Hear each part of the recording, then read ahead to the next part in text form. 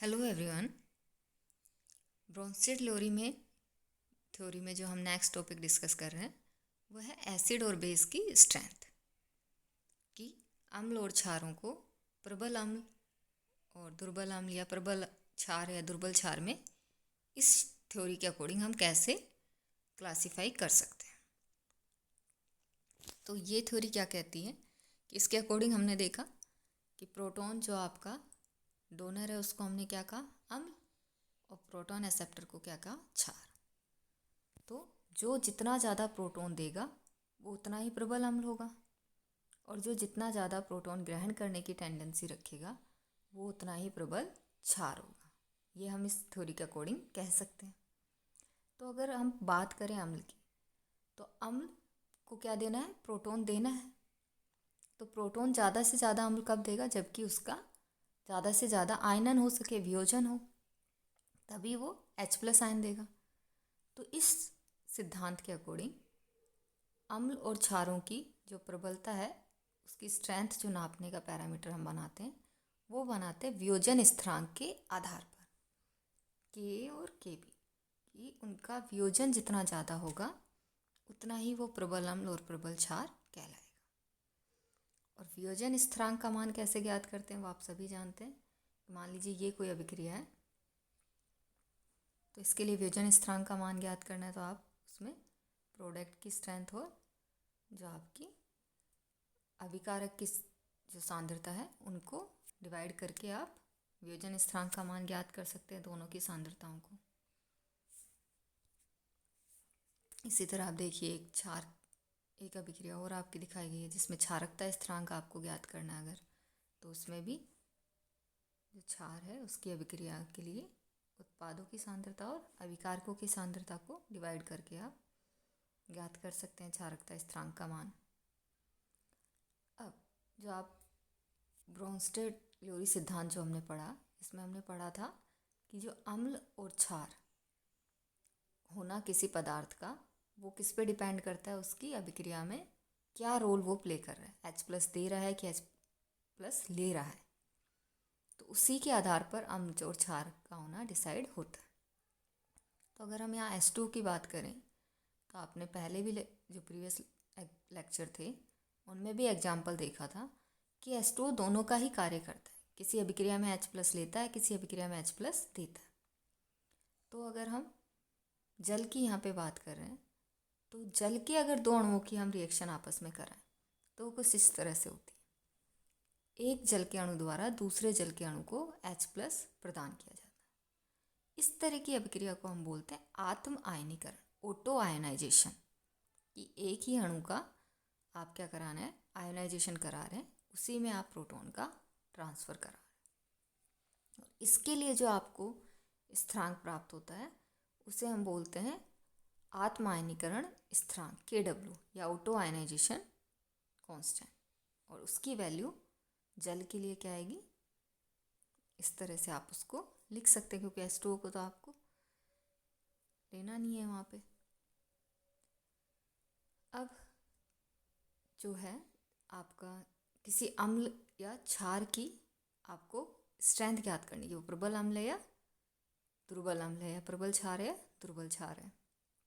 तो उसका मान हम कैसे ज्ञात कर सकते हैं, उसके लिए एक एग्जाम्पल आपको यहाँ पे दिख रहा है कि आपने मान लीजिए ये रिएक्शन के लिए आपको ज्ञात करना है कि इस रिएक्शन में कौन प्रबल अम्ल है या कौन प्रबल क्षार है। तो आपने ये अभिक्रिया को लिया, तो इसके लिए आपको अगर वियोजन स्थिरांक लिखना है तो आप इसी तरह से लिखेंगे, क्योंकि यहाँ पे अमोनियम आयन है जो कि क्या है, अम्ल है, एक तरह से यहाँ पे अम्ल का कार्य कर रहा है।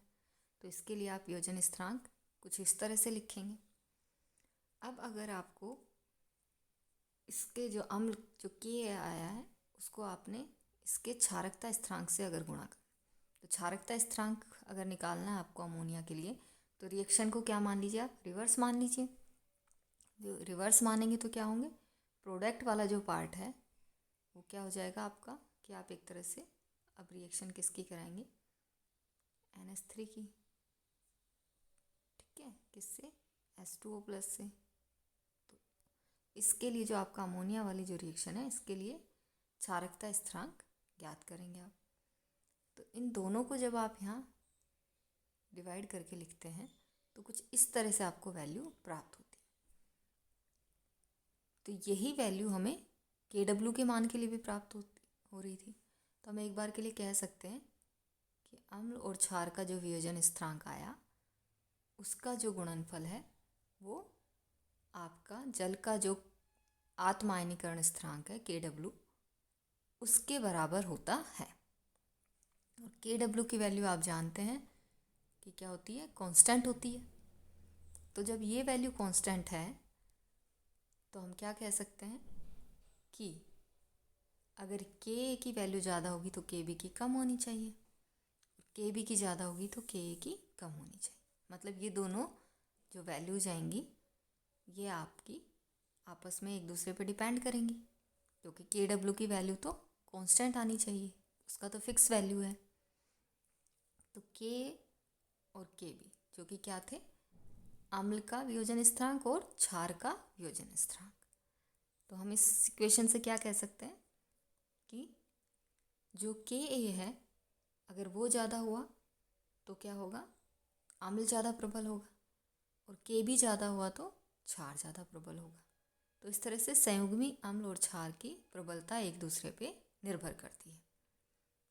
अगर क्षार ज़्यादा प्रबल होगा तो उसका संयुग्मी अम्ल उतना ही दुर्बल होगा। अब एक दूसरी टर्म pKa जो आप निकालते हैं, जैसे pH निकालते थे आप H+ आयन की कंसंट्रेशन से, वैसे ही आप pKa की वैल्यू निकाल सकते हैं -log Ka के द्वारा। तो अगर हम किसी अम्ल की बात करें तो उस अम्ल के लिए वियोजन स्थिरांक का मान जितना ज़्यादा होगा उसके लिए वो अम्ल उतना ही आप कह सकते हैं प्रबल होगा। तो अगर प्रबल अम्लों के लिए हम लिखें तो क्या लिख सकते हैं कि pKa की वैल्यू <0 होनी चाहिए और Ka की greater than 1 होनी चाहिए। और दुर्बल अम्लों के लिए pKa की वैल्यू ज़्यादा होनी चाहिए और Ka की वैल्यू कम होनी चाहिए। तो इस तरह से हम अम्ल और क्षारों के जो है डिवाइडेशन कर सकते हैं, किसके आधार पे, वियोजन स्थिरांक के आधार पे। यहाँ आपको एक टेबल दिख रही होगी जिसमें कि अम्लों के लिए Ka और pKa की वैल्यू आपको दिखाई। तो जितनी ज़्यादा pKa की वैल्यू होगी Ka की वैल्यू होगी उतनी pKa की कम होनी चाहिए। वो आपने अभी फॉर्मूले से देखा कि pKa क्या होता है, -log Ka होगा। तो जैसे जैसे ऊपर से नीचे की तरफ आ रहे हैं आप, तो आपके Ka की वैल्यू तो क्या हो रही है, डिक्रीज हो रही है, और pKa की वैल्यू इंक्रीज हो रही है। तो इस तरह से ऊपर से नीचे जाने पर जो है अम्ल की जो है या कह लीजिए आपका अम्ल की प्रबलता कम हो रही है इस स्थिति। अब आता है कि ब्राउनस्टेड-लोरी सिद्धांत की भी कुछ कमियां रह गई थी जिनको आगे के सिद्धांतों में दूर करने का प्रयास किया गया। तो इसकी जो मुख्य कमी रह गई थी वो ये थी कि इसने भी अम्ल क्षार का वर्गीकरण प्रोटॉन पर ही डिपेंड रखा, कि अगर प्रोटॉन किसी अभिक्रिया में पार्ट ले रहा है तो ही हम डिसाइड कर सकते हैं कि कौन सा अम्ल होगा और कौन सा क्षार। और आप आगे अभी देखेंगे कि बहुत से अम्ल क्षार ऐसे होते हैं जिनमें प्रोटॉन पार्ट नहीं लेता है, उनमें प्रोटॉन होता नहीं, पर फिर भी वो अम्ल और क्षार की कैटेगरी में हम उनको डिवाइड करते हैं। तो उस चीज़ को ये सिद्धांत नहीं समझा पाया। दूसरा ये था कि इस अभिक्रिया के अकॉर्डिंग आप किसी पदार्थ को मतलब आप डिवाइड नहीं कर सकते कि हमेशा ही अम्ल होगा या हमेशा ही क्षार होगा, क्योंकि पदार्थ का अम्ल या क्षार होना किस पे निर्भर करता है, उस पदार्थ के अभिक्रिया में क्या रोल प्ले किया जा रहा है उसके द्वारा। तो ये भी एक ड्रॉबैक है कि जब तक हम सिर्फ पदार्थ को नहीं बता सकते, कि पदार्थ आपको बता दिया जैसे H2SO4 दे दिया कि हमेशा ही अम्ल होगा, उसके लिए आपको अभिक्रिया की भी पूर्ण जानकारी होनी चाहिए, तभी जाके आप बता पाएंगे कि वो अम्ल है या क्षार है।